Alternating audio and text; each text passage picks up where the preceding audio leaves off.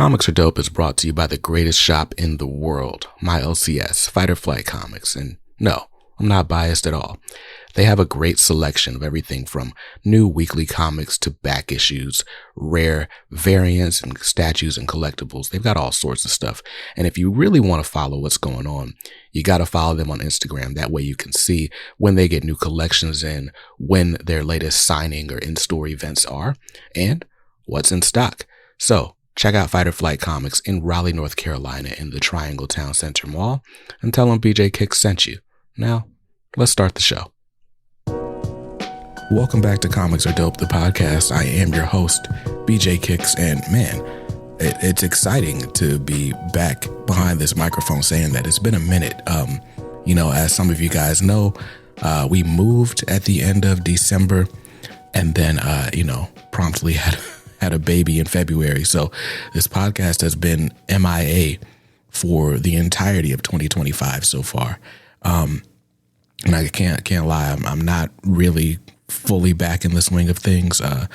Creating content is a time-consuming thing, and it's a thing that I didn't realize I'd have such a difficult time returning to after all these life events. But I am working on it. So I'm excited because my favorite thing that I do in all of this Comics Are Dope conglomerate, as it were, is interviewing comic creators, fans, talent, people who are responsible for kind of carrying this torch forward.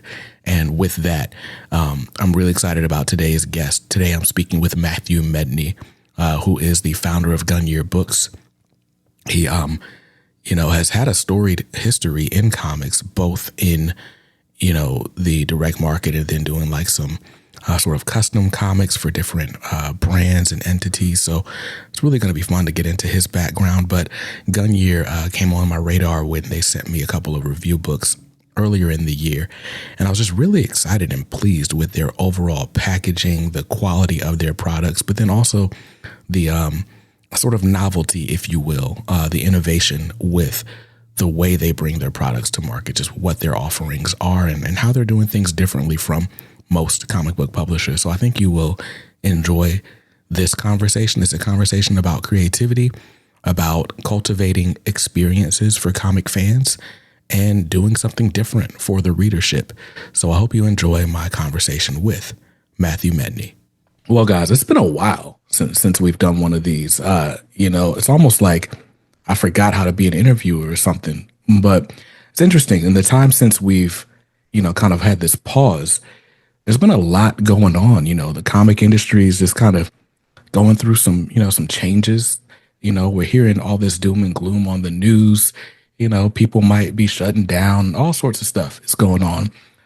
But at the same time, there's a lot of new blood, new energy, new creativity kind of rising up to the top. And so it's really fun when you hear about a new company doing new things in new ways. And so today I'm talking to Matthew Medney, who is the publisher and founder of Gungnir Books.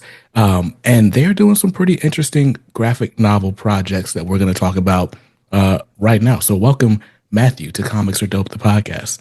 Appreciate it, BJ. Yeah, we're really excited to chat about it. And as you said, bring new love and creativity to a space that's ever evolving. For sure. So I guess I kind of want to dive right in because Gungnir wasn't on my radar. I didn't really know anything about it. I got a sort of pitch in my inbox, and I was like, sounds interesting to me. And then I got these two books. I got Chupacabra, and then we've also got Mutant Cats, two graphic novels. But what stood out to me, besides the fact that these are cool books, was the packaging. They both came in these really nice, like, graphic boxes with the nice purple logo on them. And for a second, I was like, wait, did I get two of the same thing? My bad. And I was like, oh, wait, no. I opened them, and there's like this really cool unboxing experience. But it was like just right from the rip. You're like, oh, this is different than anything I've gotten before. And, we see online, there's a lot of people like trying to figure out, okay, what can we do to save the comic industry? And there is like a school of thought, like, well, maybe if we kind of adopt more of a European model and move to more graphic novels and trades, like maybe that'll do something, or maybe that'll, you know, breathe some life into things. And I'm wondering, like, if that was a sort of an inspiration for Gungnir, or how kind of how this idea came about. Yeah, I mean, first, really appreciate the kind words on the packaging and the presentation. We agonized for a long time on how that would all look. So it's great that you enjoyed it. And yeah, I mean, I'm a big fan of the French model. As people know, I was the CEO of Heavy Metal, which is a French magazine, Metal Hurlant, and a big student of Mobius and Droulet and Dionnet, and the way that they think about storytelling and the books and everything from like how someone experiences the comic journey. And I feel like the single issue weekly drop is just such a difficult business these days. It's nostalgically amazing. Who Mhm. doesn't want a 22 pager that they can easily grade, buy one to read, one to keep type of vibe? All of those, amazing moments with it. But from the economics of running a business, the single issue comic is just it's a mountain that felt to me and some of my partners that was not worth climbing. The mountain that was worth climbing was creating an amazing package story that somebody could read, feel, hold, put on their shelf, and be able to experience the Gungnir way. Our sort of kitschy tagline is that if you're gonna cut down a tree, you might as well make it beautiful, right? Mhm. And that's why all of our books are hardcover, beautifully bound. They have the box because we want you to love the experience. I come also from the music business. I spent 10 years as a tour and production manager. And you don't go to a show just for the musician songs. You go for the feeling and the emotion that that song gave you, whether the song was first played for you by a friend in a happy time or it helped you in a sad time. But the reason you go to these experiences is because it made you feel a certain way that you wanted to feel again. Mhm. That's how we feel about our books because you're going to read it for less than 1% of the time it's going to be on your shelf. Mhm. I'd hope that we can create an experience that when you look at the book on the shelf, it gives you that jolt of emotion, almost the same jolt that you feel when you go from listening to a song to hearing it live. You remember reading it, you remember that experience, you remember the fun of unboxing it. All of those things are what we're hoping people will take away from, when it's on their shelf for years after they've already finished reading it, and they just get a little smirk as they walk by it. And that was the ethos as to why we were hoping to do something a little bit different, a little bit more prestige, and something that would be not just a reading experience, but hopefully a lifelong emotional connection to the actual physical product. Nice. No, there's a word you keep using that I love associating with this, right? The experience.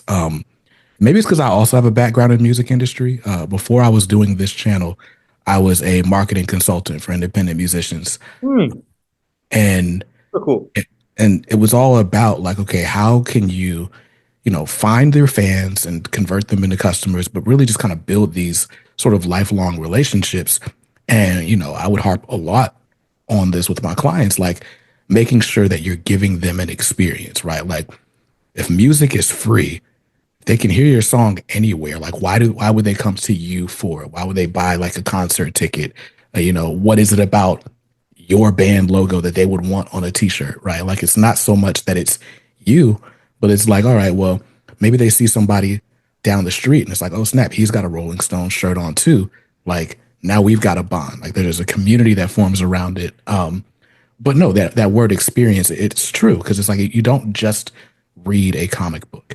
And it's funny because it's like I got into comics through Free Comic Book Day. So, and I'm still a Wednesday warrior. I just wrote in my newsletter yesterday just about how being a comic collector is just ignoring a billion red flags, right? Like I've got stacks that I had to hide before we started recording because my office is a mess and I've got all these single issues and it's like I got a baby running around. Well, she's not running anywhere. She's a baby, but it's like I got kids, I got pets, and so it's like if I'm gonna sit down to read my single issues, it's got to be like just in this one spot, gingerly take it out of the bag and board, and that's that, right? So I've got this mound of comics stacking up for waiting for the perfect moment for me to read it.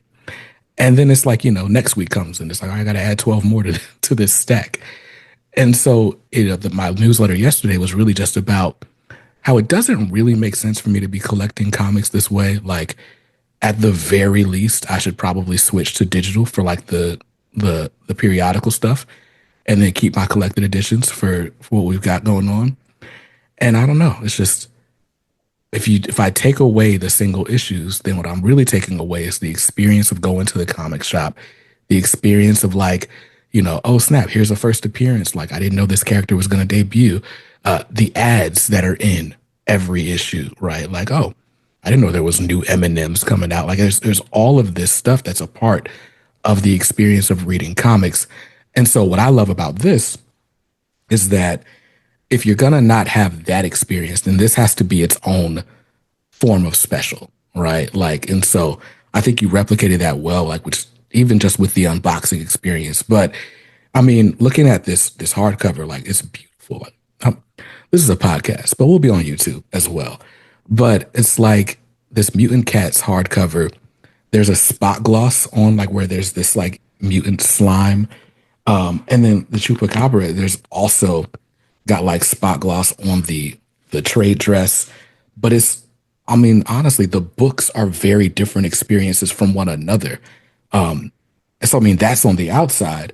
But then on the inside, right? Like I'm reading through Chupacabra. First of all, I wasn't ready for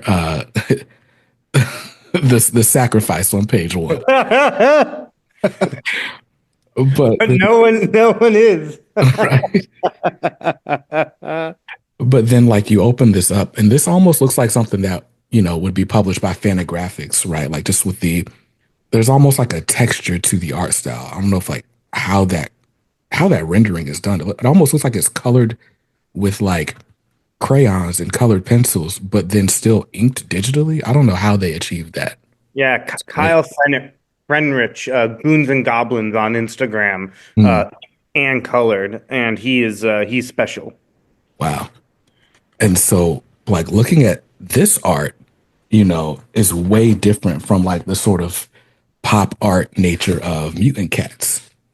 Um, And you're touching on something that is really important to us at Gungnir is the way that you tell if it's a Gungnir book is if it is unique to the story. We don't have like a house style mm, for each of our books. The we have two other graphic novels coming out this year that we'll be announcing in a couple of months, and those have their own unique style. One of them is a duochromatic, just in red and green. mm, And the other one is this incredible painted like cosmic oasis. And it's really important to me that books feel unique to the story that they're telling. Like it is a, I always say a graphic novel is a 2D film, and mm, the art style is the cinematography. yeah, So we really try to bring a style to the art that complements the storytelling. As you alluded to, the opening scene in Chupacabra, one of the things that we talked about with it was this like beautiful juxtaposition that the art would be really kind and young and fun, but the story would be really dark and mm, they would pull at each other. And we thought that was like a really fun experience. mm, for sure. So I have to ask, right? Like when sort of uniqueness is the brand, how does that make it? How, I feel like that would make it difficult to sort of market each product, right? Very difficult. And so it's like what's the ethos? Like what's the sort of rallying cry when it's time to go and promote one of these? Yeah, no, as you alluded to, it's very difficult, but my guiding light, my sort of center compass is great art above everything. And if we're gonna go bankrupt but we made the most unique and coolest books. I'd rather do that than make money doing mundane and run-of-the-mill things. So that's just sort of how I think about it generally, and bless Steve Orlando and Jim Kruger and these other people that are working on the team that also believe in that rally cry. But from a brand standpoint, for getting people behind the books, it's more about, are you looking for an elevated experience? And do you trust us as a publisher to help you find a journey that you'll enjoy? I think something that's we've moved away from generally as an industry, both in graphic novels and in prose, both in small presses to big comic presses to small prose presses to Simon Schuster's and the Shots and the Penguin Random Houses, is the trust in the publisher. We only try to market books based off of the breadth and fame of an author or an artist these days. And as you said, you come from the music business a little bit too. And if you worked in the marketing side, you'd know that back in the early 2000s, it used to be parties that Mhm. were what people went to. And then they would discover DJs and acts at those parties. Yep. I grew up in New York City, so the girls and boys party at Webster Hall on Friday nights was the jam.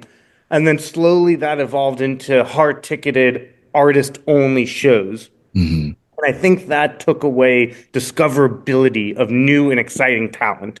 Yeah. And now we're across the board in music, hard ticket shows. And if you think of, the Brandon Sandersons and the J.K. Rowlings and the M.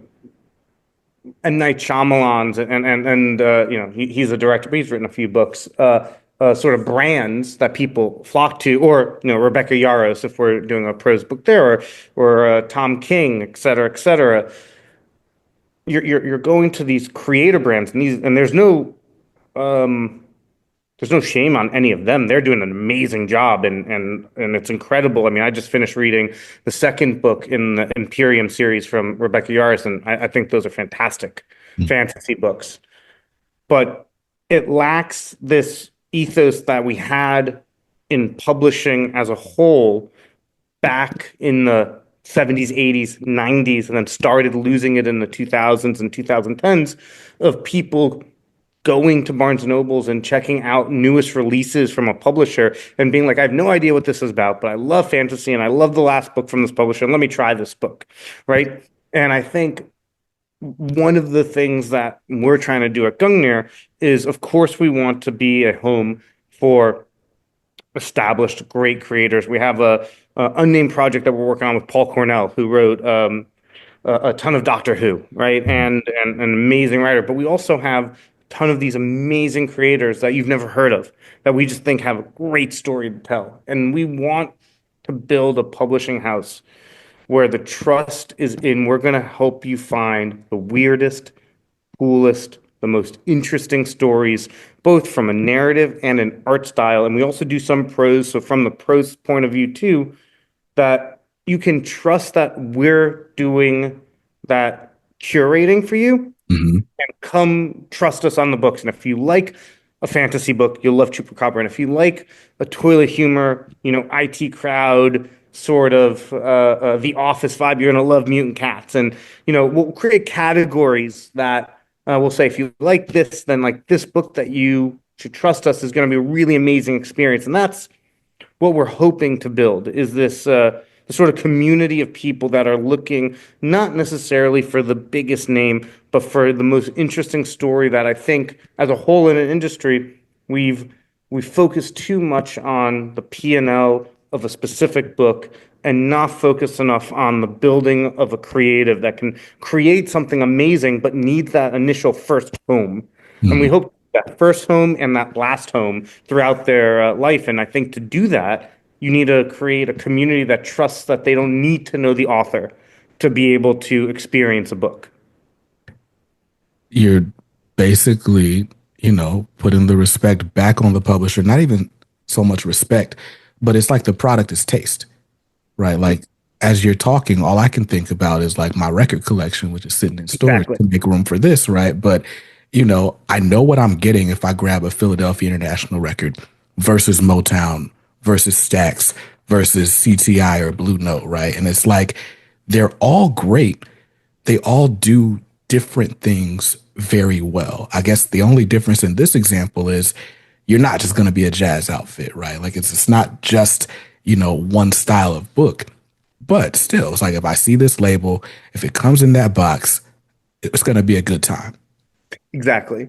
Yeah, exactly. And we do stay pretty focused. I would say what every book is, be it fantasy, be it horror, be it science fiction, is we try to have an underlying idea or lesson or thought process in every story, be it mutant cats through the humor and the dynamics between the corporation and the staff, or in Chupacabra with this. So how deep does the rabbit hole go, and all of the ideologies behind the rich and how they interact. And if you read the book, you'll understand what I mean there.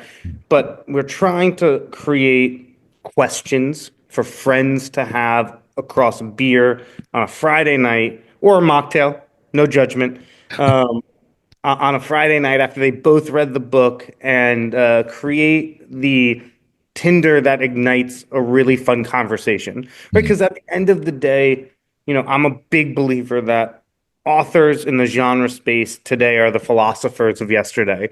mm, And books should be the starting point of a great conversation. And that's, if you're asking what that connective thread is, that's the connective thread, is mm, that all of our books hopefully spark a conversation between allies, enemies, family, which might be worse than enemies depending on the situation, and lets them debate something really fun for an evening. man. And so with that, right, like you've talked a lot about, going out and finding creators that you feel like have stories to tell. And there are a lot of creators associated here with Gungnir, right? We've got, you mentioned Steve Orlando and Jim Kruger, but I mean, there's all sorts of people. How are you going about sort of finding talent? And I guess is this like a sort of, I don't know, like partially creator own type thing? Like, what's the draw for a creator to Gungnir and vice versa? Yeah, we definitely have all of our creators have a piece of everything that they touch. It's really important to us. We think we have one of the most creator friendly contracts in the game. Something that when started this journey just shy of 2 years ago, and I immediately hit Steve up to do this with me. One of the requirements he had was that we would work with his team and my team to create a contract that he would be not just happy to sign, but ecstatic to Mm, sign. mm, And we spent months sort of fine tuning and thinking through things that worked and didn't work, and we're pretty happy from that point of view. And then throughout the years, I started a company in 2016, coming on a 10-year anniversary, which is crazy to think about.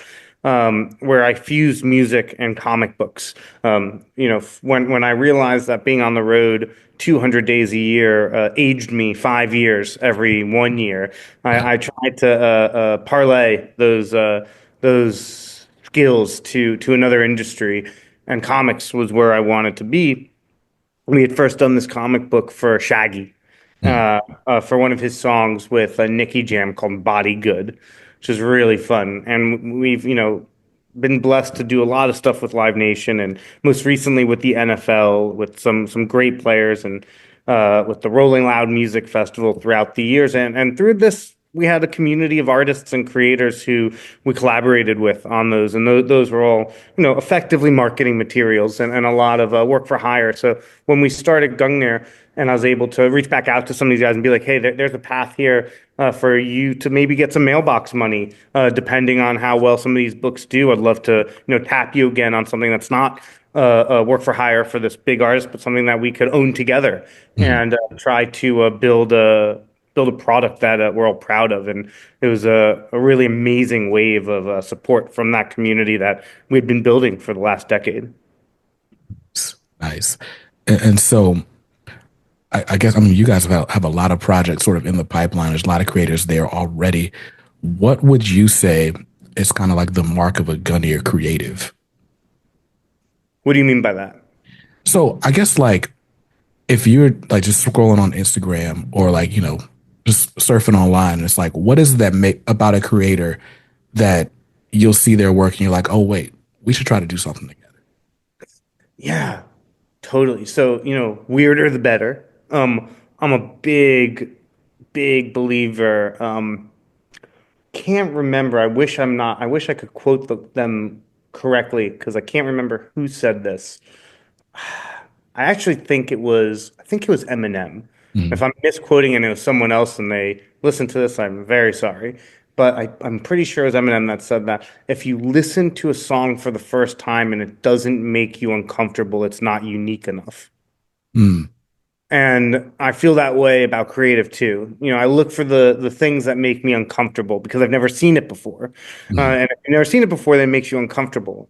So, the more unique, the better. And that doesn't necessarily mean unique in all ways. Again, I'm hyped on this, fantasy romance novel that the fantasy elements and the structure of it is just really great from this Imperium series by Rebecca Yarros. But something that I've talked to Steve about with it is the tropes and the constructs are actually not that unique. They're mm, relatively standardized, but she does them so well with a couple of unique twists in it mhm, that makes it really original. So, we're looking for people that whether it's visually is just wow, what is that? I mean, none of the art that we put out feels like any other art, mm, especially when you see some of the books coming out. I mean, we announced one of our fall books earlier this year called Aeon, which is at the end of time. The last seven sentient creatures convene at the last black hole to discuss the trials and tribulations of the Stardust ancestors they arose from and what to do with the dying universe. And that one I penned with my buddy John Connolly, who's an aerospace engineer, Joe Harris, who's an amazing comic creator, and this amazing artist, Lorenza Palmani, this female Italian artist whose style is the most unique thing I've ever seen. And when I found her Instagram back in 2019, I'd hit her up and I was like, we have to do a book together. And that's sort of what I look for is like art that like really stops me dead or a pitch that really makes me ponder. Like if I'm like, I need to go sit and look at the stars after I read a pitch. That's mhm. what I'm looking for. Yeah. Yeah. It's funny that Eminem quote you gave, or, hopefully it's an Eminem quote, right? It reminds me of a Rick Rubin quote. He talks about how the best art divides the audience, right? Yeah. Like, and so it's like you might see something, it's like, I hate that. But someone else like, I love it. It's like, okay, cool. Now we have a conversation, right? Like, 100%. To that note, this whole like be it in comics or really prevalent in TV film, there's this thing called four quadrant, where they think that effectively, in layman's terms, means that a film or show is meant for everyone. And mm, I think that is just such a slippery slope. I think more so if you're a studio or a publisher, you should create an imprint that has things for everyone if that's what you're aiming to do, but not everything should be for everyone, or then that thing is for no one. right, right, for sure. No, specialization is still needed, especially in this world we're in now where it's like everything's homogenized. We all get the same information at the same time. There's no like regional music, right? Like unless you're going to like, super small press events, even the comics you get. Like I go to a shop here, it's going to be the same as a shop in South Florida, same as a shop in New York City for the most part. And so it's like we need things that stand out if the experience doesn't. 100%. So, man, we're vibing here. We're vibing. So, I want to talk a little bit more about these individual stories that are available right now. So for the audience, let's start with Chupacabra. What is the pitch for Chupacabra? It's my love letter because this is one of the only books that I've concepted and then penned and then produced myself. Hmm. Uh, you know, and it's my love letter to shows like Wednesday and The Chilling Adventures of Sabrina and the old Archie comics that I read as a kid. Uh, I'm a sucker for adventure, archaeology, treasure hunt type stories. Mhm. So that at its core was what I was going for. And my buddy Eric Bromberg, and I, he was working at the studio at the time called Exile, and Exile was looking to develop some new IP, and I pitched it to him, and he loved it. And he was gracious enough to give us the opportunity and the support financially to build out the story. And now it's in development for the film based off of this, which was the larger plan. And I was just like, how do we tell an Alice in Wonderland adventure detective story about a high school kid who uncovers something way bigger than what she thought with a really fun twist at the end? Hmm. Man. Yeah, like I said, I opened it up, and my viewers know, right? Like I could be a little squeamish, right? I got young kids, and so it's like I tend to keep my reading and also just what I cover like pretty PG, right? And generally speaking, the hard lines for me are like graphic nudity, sexuality, and then like demons, right? Like that's pretty much the lines for me, right? So I opened this book and we're like, check, check, check. But then, you get past this opening sequence and you really do fall in love with these characters, right? Like this girl is just like determined to make a mark on the world. She's like, I'm going to find something great. And have a story about myself in my senior year of high school that just goes down as legend. And Yeah. then all of a sudden, I'm like, dang, now I got to see if she uncovers it. Like, you know. That's great to hear. And yeah, and that is a big reason that we settled on this art style with Kyle because we knew some of the scenes. There's even like another beheading a little bit later, which is really fun, and some drinking of some blood sacrifices. But we felt like the art allowed for us to do that because it was so kitschy and so fun, and it's not hyper realized in any way, shape, or form. And that sort of creative agency let us be darker with the story while you're looking at it and you're like, is that actually what yeah, that is what I'm looking at, isn't it? And Right. that was like the hope that we were going for with it.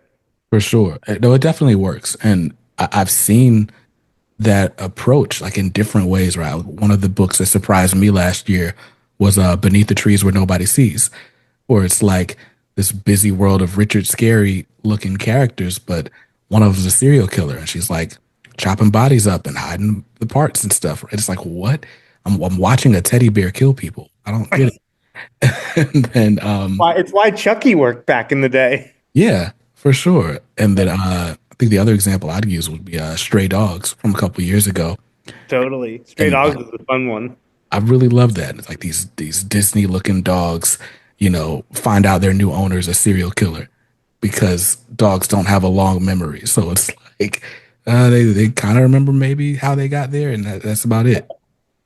Like that's Amazing. really cool to use that juxtaposition and it kind of builds suspense because it's like once you find one thing you weren't expecting, it's like, okay, well, what else is going to happen? Yeah.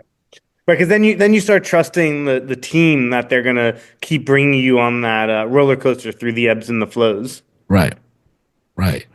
And so, yeah, Chupacabra is definitely, even in my shout out today, I was like, it's probably not for the kids, but definitely a fun read. And I mean, again, it's one story in one hardcover. It's not like, all right, got to wait to see what happens in part two, right? And Yeah. so I love that about it. And then let's talk about mutant cats. Yeah, Mutant Cats is a fun one. So mutant cats, when this stuff came in the mail, what's funny is I ended up not doing this, but I was like, you know what? I thumbed through both of them, and mutant cats just has like this beautifully, like just really vibrant color all throughout. And so I immediately thought like, okay, I'm clearly gonna read this one first. And then I ended up not reading this one first. I read through a bit of Chupacabra, and then I started changing diapers, and it was like, oh wait, I have books to read. But give us the pitch for Mutant Cats, because I think I don't know them. I don't think my shout out did it justice, right? Like I just talk about like the anthropomorphic aspect of it, but there's a lot of layers in here. Yeah, if you like the IT crowd and The Office, which I said earlier, you're gonna love Mutant Cats. It's everything about our world, but everyone's just a mutant cat instead of a human. Mm, And we follow these two sort of scientists, partners, collaborators, Muse and Flux, as they work for Mutant Labs, this sort of Amazon-esque corporation. And you follow them and their team as they flow through corporate espionage and backstabbing and all these things under the layer of them trying to create the cluster, which mm, is a effectively it's an arc reactor if you're an Iron Man fan. That's mm. what it is. But the thing that happens is every time they take two steps forward, something happens that sends them 10 steps back, and it's just a calamity of errors the whole way. It's as we like to say, and it's going to be cringy, but it's still fun, is a catastrophe.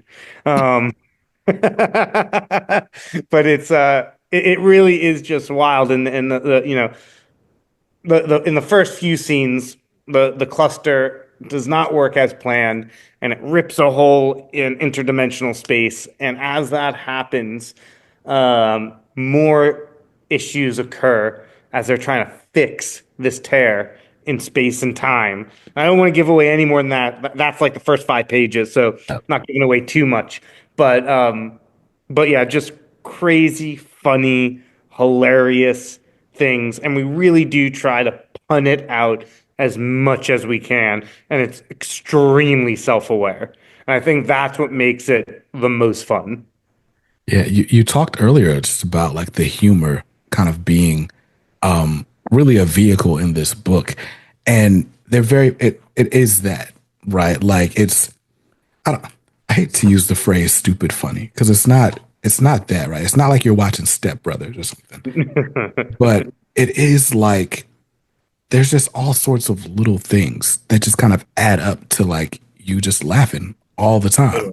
Like, and it's not necessarily that like the humor is needed for the plot, but the humor definitely helps move you through the story. And it's fun.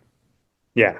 Yeah, thanks, man. Yeah, we had a lot of fun creating and writing that one. And when Morgan and I, who I wrote that with, decided that we were gonna lean in on the cat puns, I think that really unlocked another layer of fun for the Yeah, story. for sure.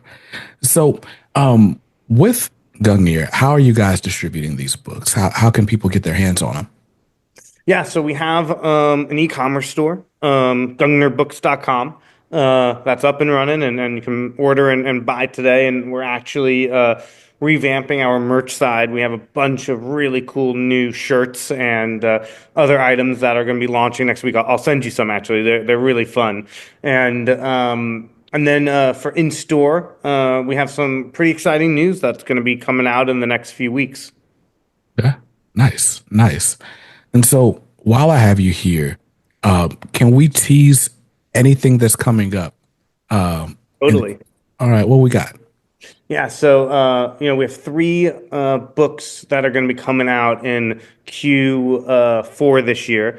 One is a prose book called The Existence Equation, and that is an existence equation, sort of like the franchise title. And the first book is What is the Price of the Stars?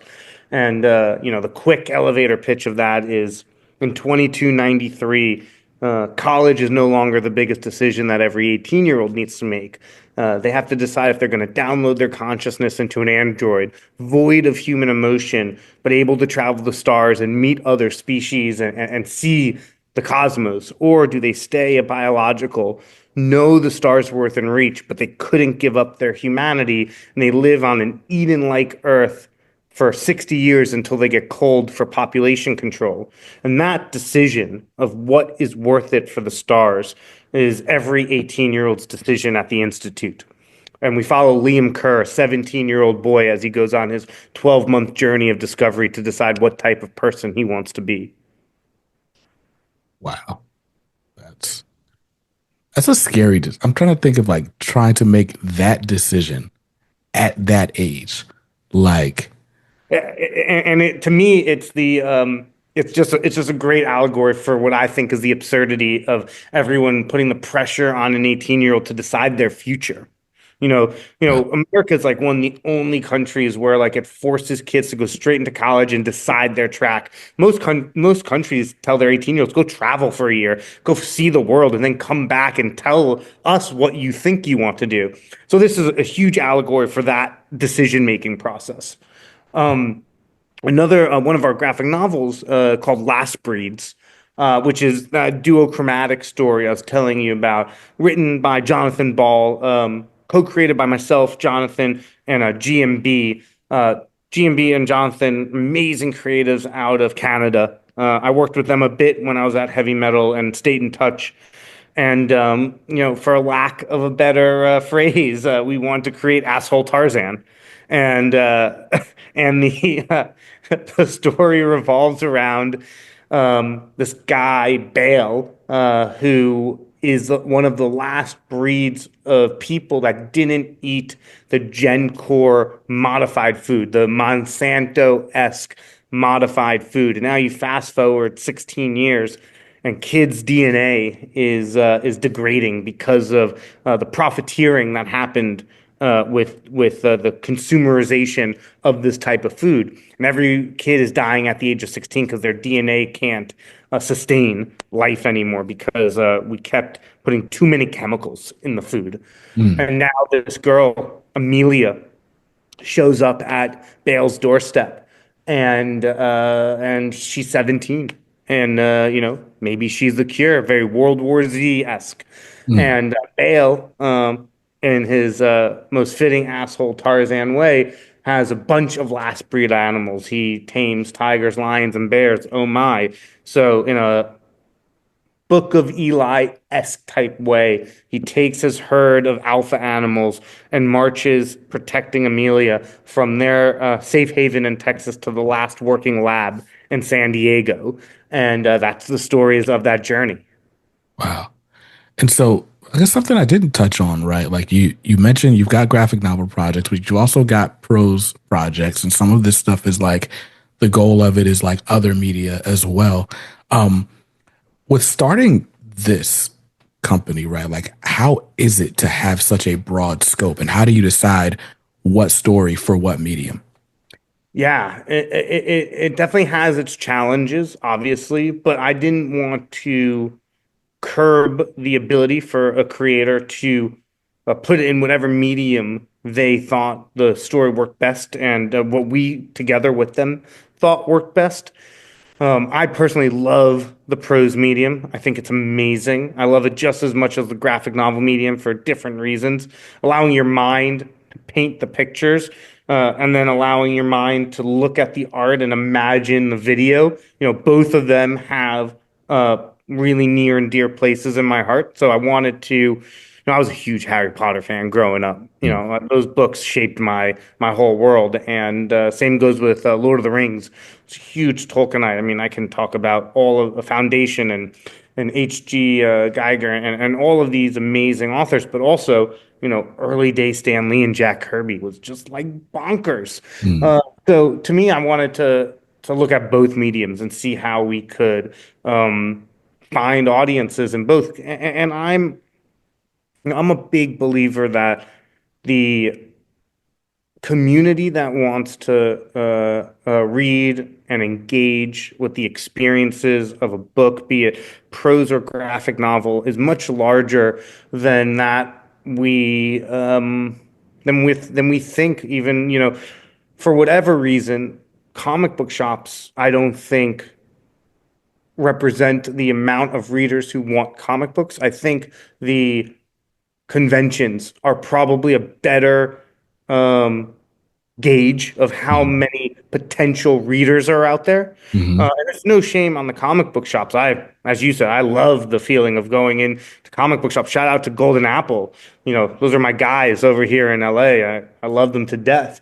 But I think when you see, 500,000 people walk through San Diego Comic-Con and another 500,000 are just in and around the area, you realize that there's a large sum of people that might not enjoy going into a shop, but might buy a book off Amazon or buy a book off your website.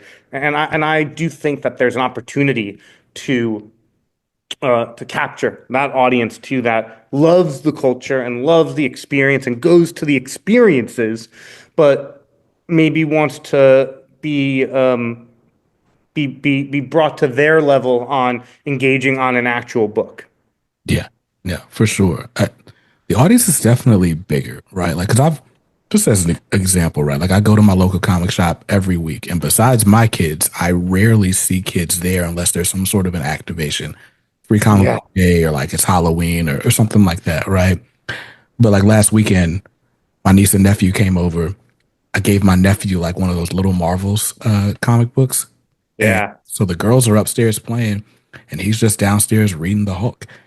But like I didn't have to teach him how to read the comic, right? Like he's got Dogman and all this other stuff. And like my nieces and nephews, teenagers, they're reading manga. Like, Hmm. first of all, like I got punched in the face for reading manga in middle school, but you know, I guess we're in a different world now. We're in a different world where half the shelves are Batman adaptations in manga. Right. And so it's like all this stuff is cool now, but the response you get from most adults when it's like, oh yeah, I review comics, they're like, comics, they'll still come out? Like that's a thing still?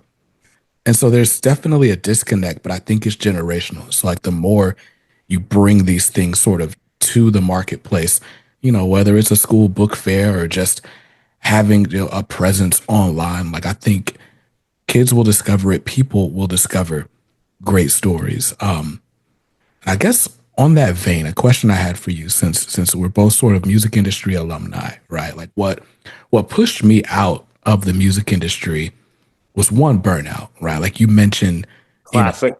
I was in artist management, and for me, it was like, I've got different morals than other people or whatever, and so it was like for me to manage or to make a living while pushing the type of music that we would promote. It's like I gotta have like 7 artists, and we're gonna be playing like the most small cap, dingiest clubs.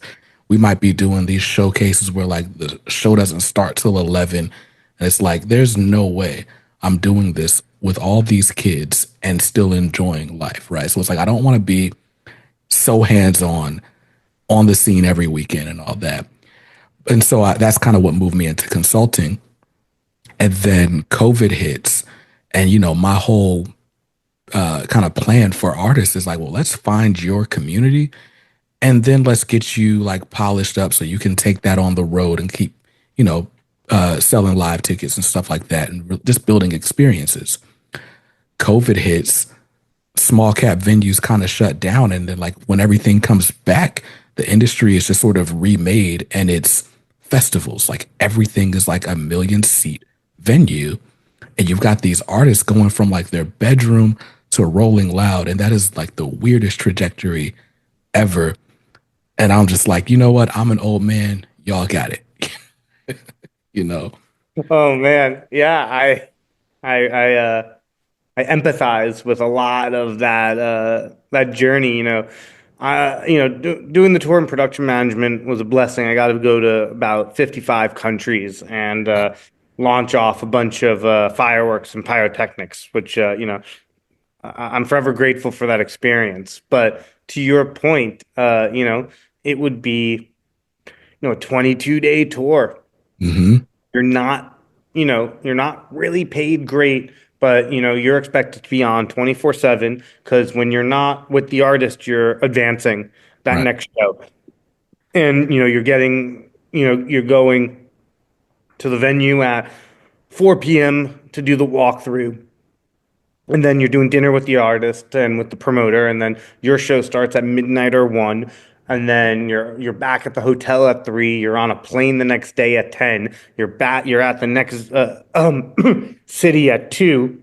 Your artist goes to sleep, and you run to the next venue to do your next sound check, and Right. it's extremely thankless. Right. Uh, but it's fun, and it's great for a period Yeah. of your life, For sure. right? For sure. And that was for me the thing. And I had always known when I had decided to try to get into the music business, and then successfully getting in and doing my thing, that it had an expiration date for me, no matter how well or how poor it might go, because it was not sustainable, and I didn't really have any. I dabbled with being a GM of a record label, and I realized very quickly that if I was going to be managing art, it was going to be books, not music. Yeah. And so my bad, because I stopped midway through my very long-winded question, right? So uh I guess the one thing, when I came into comics, it's like the conversations around comics are very similar to the conversations we would have in the music industry, right? Where publishers are record labels and artists are artists. And it even today there's this whole thing going viral about Marvel underpaying artists and different practices, and everybody's kind of coming forward with their stories. But all that to say, it feels like the music industry, or at least a good subset of the artists in it, have been able to kind of find, this a new wave, right? Whether it's, being independent or kind of being more entrepreneurially minded, and they're navigating, right? And it feels like comics is maybe a few steps behind that, but it's like that sort of a groundswell is happening. Like, where do you see comics going, and how do you see comics kind of navigating this wave where, well, I guess maybe some of this is just like it's opportunity for like companies like yours to do things differently. So I guess in what ways do you feel like it's important to do that? Yeah, I think you're touching on something that is a reckoning across all entertainment. Hmm. And probably the most prevalent is in music, but this is everywhere. And I'm sure you've heard this term a gazillion times, is from your artists, beep, what is my record label other than a bank? Yep. And I think that is something that we really think a lot about at Gungnir. Like, of course, part of it is paying for the book and then the marketing of it. But if that's the only thing you're bringing, there's going to be tools, there's going to be technologies, there's going to be pathways for creators to mitigate the costs that you're spending to do it themselves. And I believe that most creators, if posed with the option of this publisher is going to pay you great and you'll make good money on it, but you're pretty much on your own to market it, and they'll probably not recoup on the book, and then you probably won't see any royalties, or you're not going to make that much up front, because they're going to put their resources into creative ways to create a sustainable business for your book. Hmm. I think a lot of artists would rather that path, and that doesn't mean that we pay a page rate and all that fun stuff. But we're not looking to do deals with creators who want a setup where it's going to be nearly impossible to recoup. Our hope is that we recoup pretty quickly, and then we're building an equal 50-50 business with you. Hmm. Uh, and it's something that we can monetize for years to come, be it in publishing, be it in merchandising, be it in adaptations. So, trying to create innovative marketing that's not just reliant on the audience of the creator, which goes back to the initial point about trusting us with a young creator. The young creator doesn't have that audience yet. And Yeah. that is something that we are working on. is to be able to bring new voices in by creating that community that cares early on. Yeah. Yeah. Well, listen, you guys are certainly well on your way, right? Like, I guess step one, it's really not step one, but step one in any good business is to have a good product, right? And you've got these books, they're really well done, well packaged, well thought out, well executed.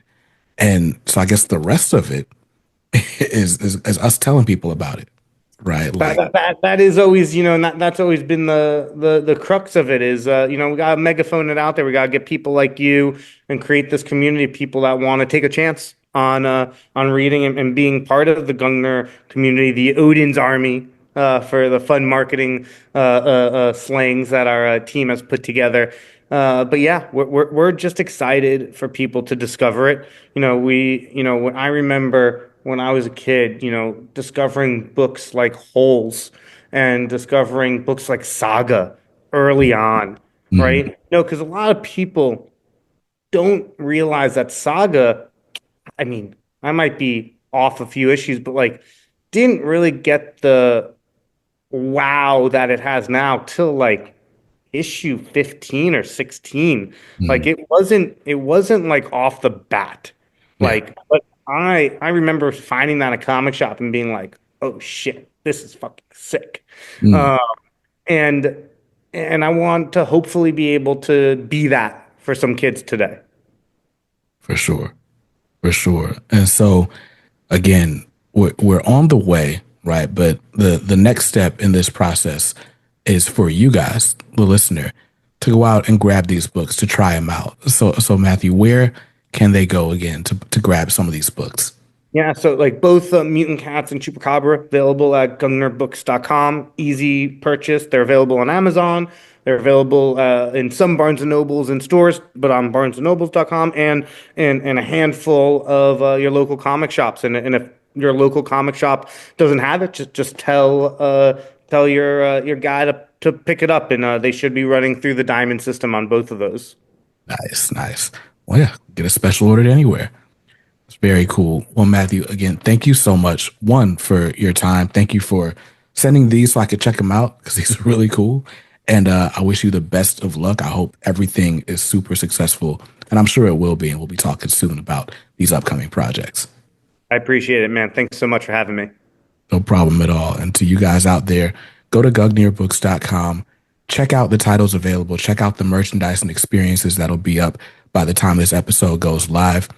Stay safe, stay awesome, and read something dope today. Comics are dope.